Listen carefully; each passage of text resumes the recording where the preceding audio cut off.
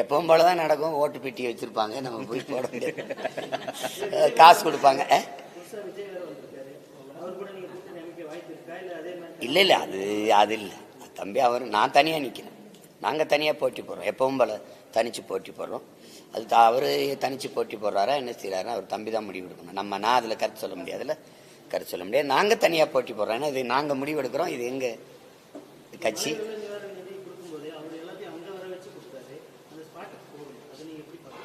அத நான் சொல்லிட்டேனே, கொடுக்கணுங்கிற எண்ணம் இருந்து கொடுத்ததை தான் நீங்க பார்க்கணும். அது அங்க போகல இங்க வரல அப்படின்னு. நான் போயிருவேன். நான் போய் நின்றுருக்கேன். பல இங்கே ஊட்டியில நிலச்சரிவு இதெல்லாம் வரும்போது நான் ஒரு வாரம் தங்கி இருந்து வேலை செஞ்சதெல்லாம் உங்களுக்கு தெரியும். கேரளாவில் பாதிக்கப்பட்டதுக்கு நான் போய் வேலை செஞ்சேன்.